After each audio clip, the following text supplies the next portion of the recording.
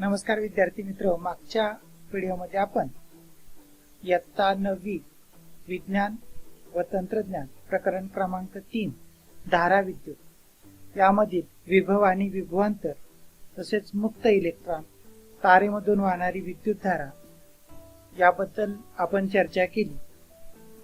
आता आपण ओहमचा नियम, विद्युत रोध, नंतर वाहक आणि विसमवाहक रोधांची जोडणी व परिणामी रोध याबद्दल आपण माहिती घेणार आहोत। ओहमचा नियम, ओहम्स लॉ, वाहकामधून प्रवाहित होणारी विद्युतधारा I व वाहकाच्या दोन टोकांमधील विभवांतर V यांच्यामधील संबंध जर्मन शास्त्रज्ञ जॉर्ज ओहम यांच्या नियमानुसार काढता येतो।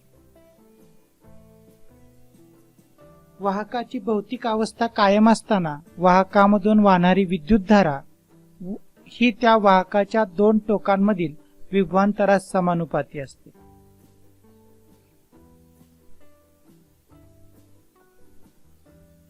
समजा आपण AB हा एक वाहक घेतला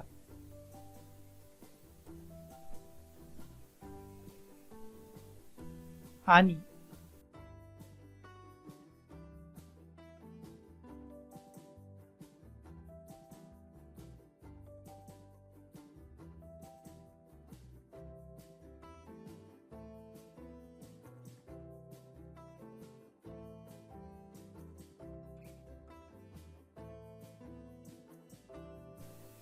AB हा वाहक घेतला आणि ह्या AB च्या दोन टोकांमध्ये आपण V एवढं विभवांतर प्रयुक्त केलं। जर या वाहकातून वाहणारी विद्युतधारा ही जर I एवढी असेल तर ओहमच्या नियमानुसार विद्युतधारा ही त्या वाहकाच्या दोन टोकांमधील विभवांतरास समानुपाती असते। म्हणजे या ठिकाणी I समानुपाती V म्हणजे विद्युतधारा आणि विभवांतर यांच्यामध्ये समचलन असते। जर हे चलन चिन्ह काढून टाकलं आपण आणि त्याच्याऐवजी जर बरोबर घेतलं तर आपल्याला एक स्थिरांक घ्यावा लागतो। इथं K V, या ठिकाणी K हा स्थिरांक आहे।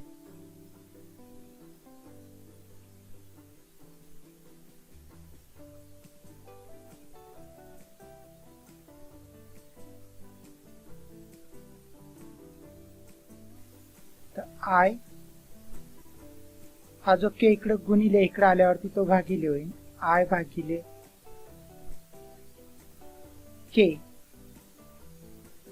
बरोबर V, म्हणजेच I गुणिले 1/K बरोबर V। या ठिकाणी 1/K यालाच आपण वाहकाचा रोध असं म्हणतो आणि तो R या अक्षराने दर्शवतो। आहे तो वाहकाचा रोध।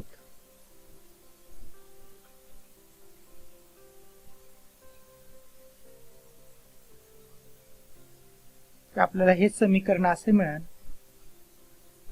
I गुणिले R बरोबर V। I म्हणजे विद्युतधारा, वाहकामधून जाणारी विद्युतधारा, R म्हणजे त्या वाहकाचा रोध आणि V मध्ये त्या वाहकाच्या दोन टोकांमधील विभवांतर। आणि या सूत्राला आपण ओहमचा नियम असं म्हणतो। ओहमचा नियम काय आहे? ओहमचा नियम, वाहकाची भौतिक अवस्था कायम असताना वाहकामधून वाहणारी विद्युतधारा ही त्या वाहकाच्या दोन टोकांमधील विभवांतरास समानुपाती असते।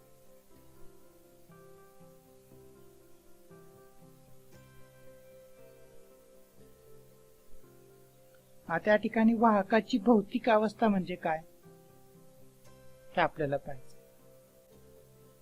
वाहकाची भौतिक अवस्था म्हणजे वाहकाची लांबी, त्याचं काटछेदी क्षेत्रफळ, तापमान व त्याचे द्रव्य इत्यादी होय। तर काटछेदी क्षेत्रफळ म्हणजे काय? जर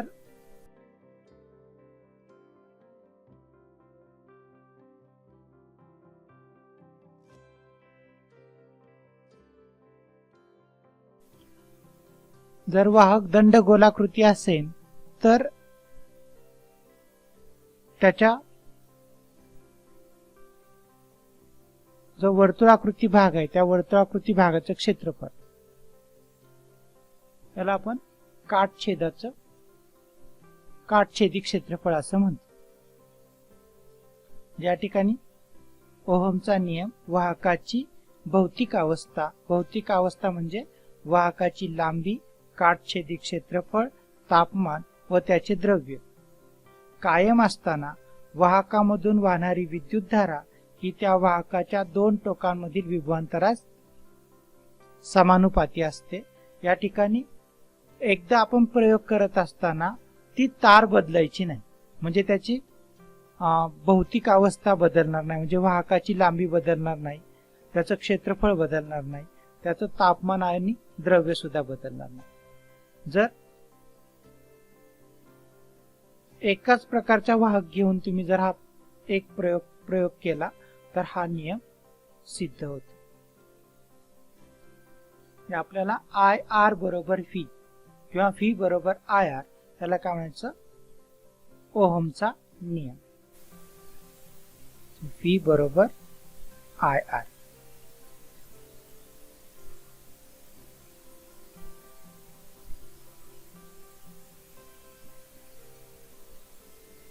म्हणजेच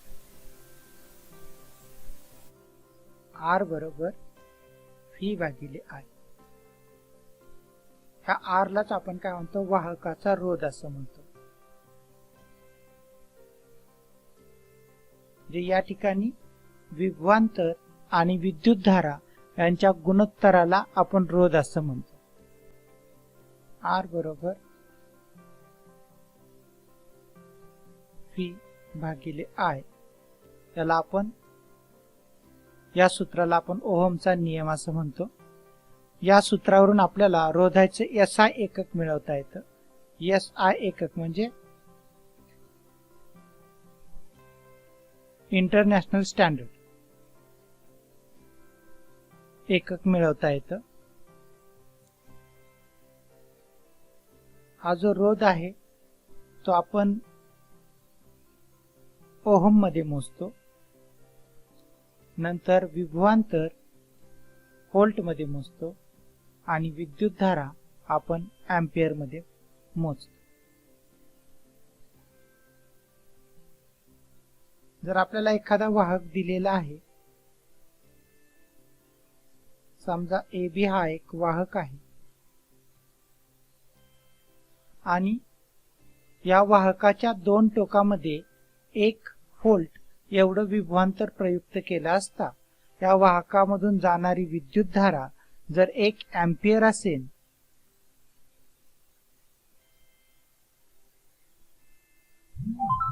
तर त्या वाहकाचा रोध 1 ओहम आहे असं म्हणतात.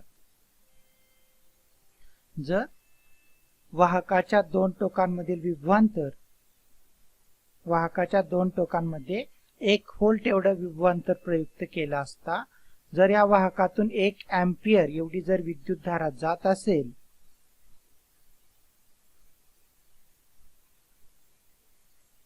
तर त्या वाहकाचा रोध 1 ओहम आहे असं म्हणतात. म्हणजे या ठिकाणी 1 व्होल्ट भागिले 1 एंपियर बरोबर 1 ओहम.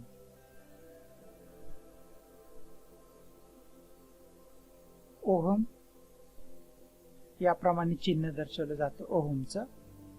1 ओहम रोध म्हणजे वाहकाच्या दोन टोकांमध्ये 1 व्होल्ट विभवांतर प्रयुक्त केले असता वाहकातून 1 एंपियर एवढी विद्युतधारा जात असेल तर त्या वाहकाचा रोध 1 ओहम एवढा असतो.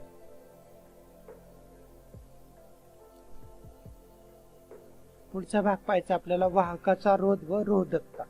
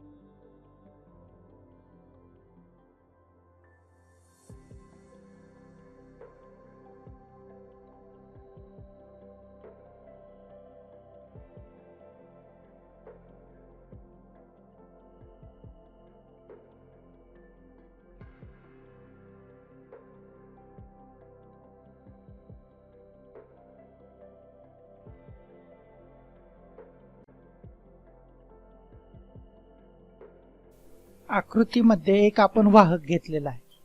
याच्यामध्ये जे काळे टिपके दिसतात ते अणू किंवा आयन आहेत। अणू आणि आयन आहेत। काही अणू आहेत, काही आयन आहेत, म्हणजे ज्यांचे इलेक्ट्रॉन त्या अणूला सोडून दुसऱ्या अणूच्या बाहेर गेले असतील तर ते आयन तयार होते। तर याप्रमाणे हे काळे टिपके दाखवलेत ते अणू आणि अणूंचे आयन आहेत आणि हे लाल रंगाची जी वर्तुळे दाखवली आहेत ते समजा इलेक्ट्रॉन्स आहेत। ज्यावेळेस आपण याच्यावरती विभवांतर प्रयुक्त करत नाही, म्हणजेच आपण याला कोणतीही बॅटरी जोडत नाही, याच्या दोन टोकांमध्ये विभवांतर प्रयुक्त करत नाही, त्यावेळेस हे जे इलेक्ट्रॉन्स असतात ते इलेक्ट्रॉन्स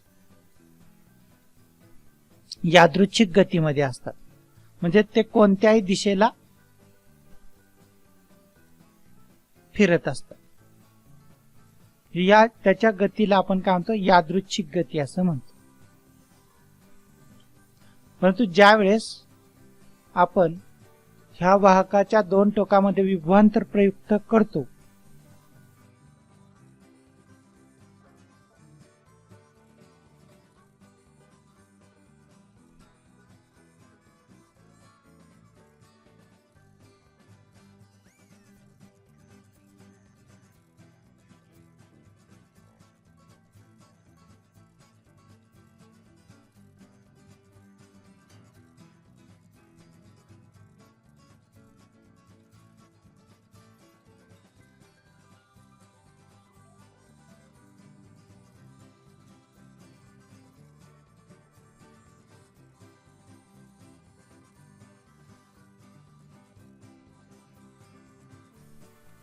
ज्यावेळेस आपण या वाहकाच्या दोन टोकांमध्ये विभवांतर प्रयुक्त करतो त्यावेळेस ह्या इलेक्ट्रॉनची दिशा ऋण टोकाकडून धन टोकाकडे असते आणि आपण विभवांतर प्रयुक्त केल्यामुळे हे जे इलेक्ट्रॉन्स आहेत ते इलेक्ट्रॉन्स गतिमान होतात।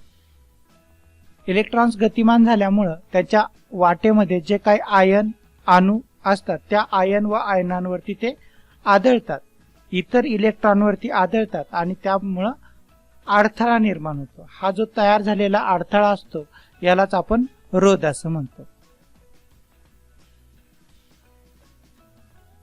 परत एकदा पाहू आपण, वाहकात प्रचंड प्रमाणामध्ये मुक्त इलेक्ट्रॉन्स असतात। हे इलेक्ट्रॉन सातत्याने यादृच्छिक गतीमध्ये असतात। ज्यावेळेस आपण वाहकाच्या दोन टोकामध्ये विभवांतर प्रयुक्त करतो तेव्हा हे इलेक्ट्रॉन्स कमी विभव असलेल्या टोकाकडून जास्त विभव असलेल्या टोकाकडे जाऊ लागतात। अशा प्रकारच्या इलेक्ट्रॉनच्या गतीमुळे विद्युत धारा निर्माण होते। गतिमान इलेक्ट्रॉन्स त्याच्या मार्गात येणाऱ्या अणूंवरती किंवा आयनांवरती आदळतात। अशा प्रकारच्या आघातामुळे इलेक्ट्रॉनच्या गतीला अडथळा होतो व विद्युत धारेस विरोध होतो। या विरोधालाच आपण वाहकाचा रोध असं म्हणतो।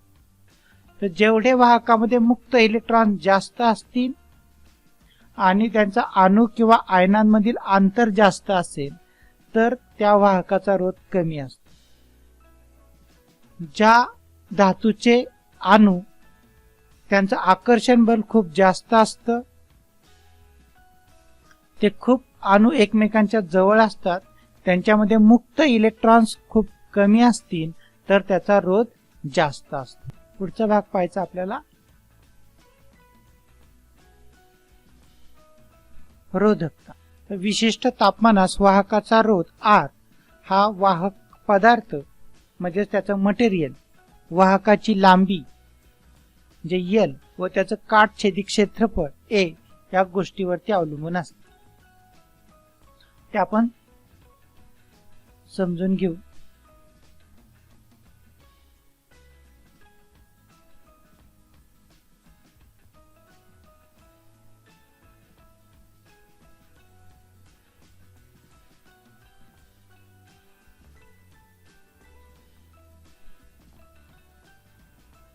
हा एक आपण वाहक काढलेला आहे, जे एक तार आहे.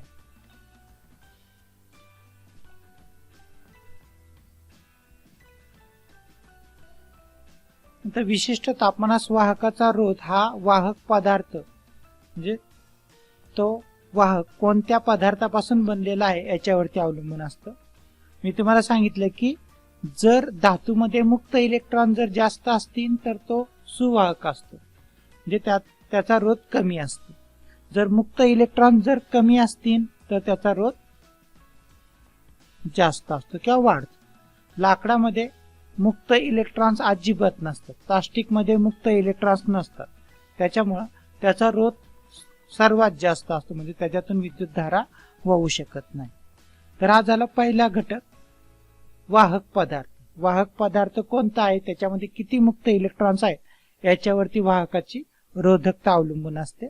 दुसरा घटक आहे वाहकाची लांबी. जर आपण एखादा रबरी पाईप घेतला आणि तो एखाद्या नळाला आपण जोडला, कॉक चालू केल्यानंतर त्यातून पाणी बाहेर येईल, पण त्या पाईपची लांबी जेवढी जास्त असेल तेवढं आपल्याला मिळणारं जे पाणी आहे ते कमी मिळतं. जर आपण लावलेला जर पाईप जर कमी लांबीचा असेल तर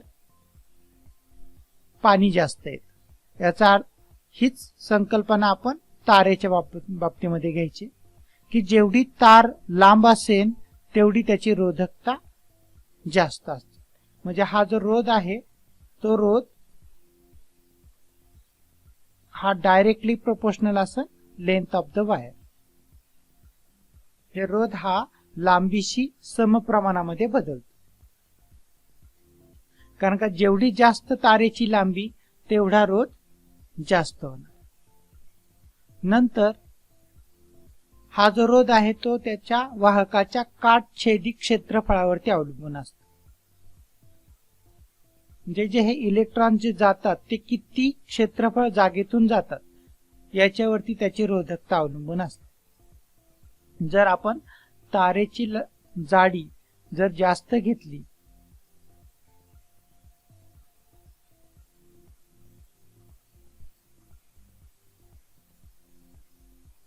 तर इलेक्ट्रॉन्सला होणारा जो अडथळा आहे तो कमी होईल.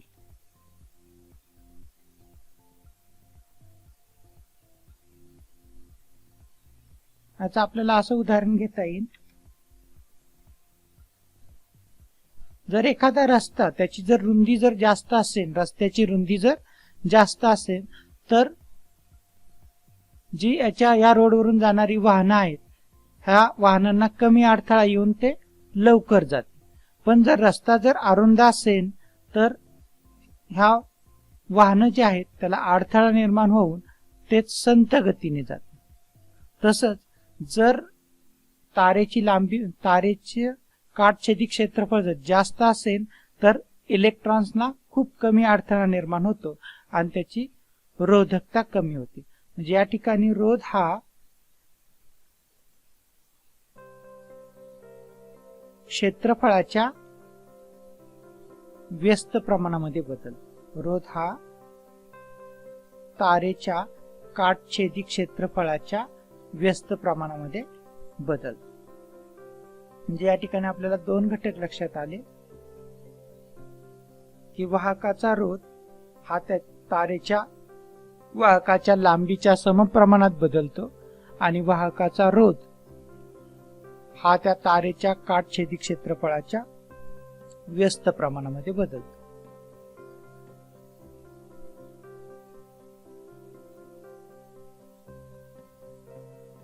जर हे दोन्ही समीकरण जर आपण एकत्र केली तर आपल्याला असं मिळेल की हा रोध तारेच्या लांबीशी समप्रमाणात आणि तारेच्या काटछेदी क्षेत्रफळाच्या व्यस्त प्रमाणामध्ये बदलतो.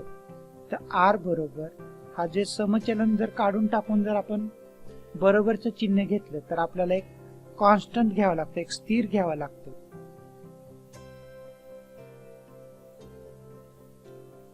तर हा कॉन्स्टंट ह्याला म्हणायचं रो. पी सारखा दिसणार आहे याला काय म्हणतो आपण रो. तर आर बरोबर रो एल अपॉन ए, एल भागिले ए. तर या ठिकाणी रो हा समानुपाताचा स्थिरांक आहे आणि या स्थिरांकास वाहक पदार्थाची रोधकता रेजिस्टिव्हिटी असं म्हणतात. या रो ला वाहकाची रोधकता किंवा रेजिस्टिव्हिटी असं म्हणतात आणि त्याचं एकक आहे ओहम मीटर.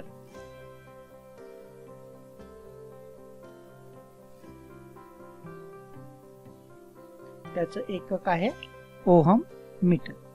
रोधकता हा पदार्थाचा वैशिष्ट्यपूर्ण गुणधर्म असून वेगवेगळ्या पदार्थाची रोधकता ही भिन्न असते. काय पाहिलं आपण, रोधकता विशिष्ट तापमानास वाहकाचा रोध हा वाहक पदार्थ, वाहकाची लांबी व काटछेदी क्षेत्रफळ या गोष्टींवरती अवलंबून असतो.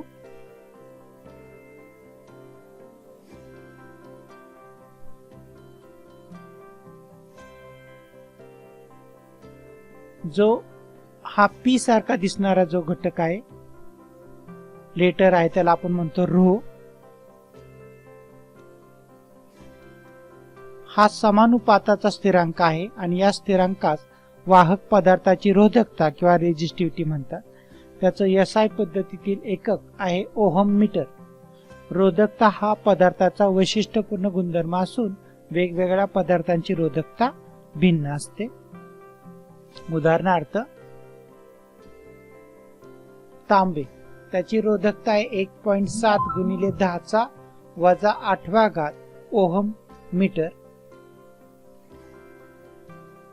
नंतर नायक्रोम 1.1 गुणिले 10⁻⁸ ओहम मीटर आणि हिरा 1.62 गुणिले 10⁻13 ते 1.62 गुणिले 10⁻18 ओहम मीटर एवढी सर्वात जास्त हिऱ्याची रोधकता असते.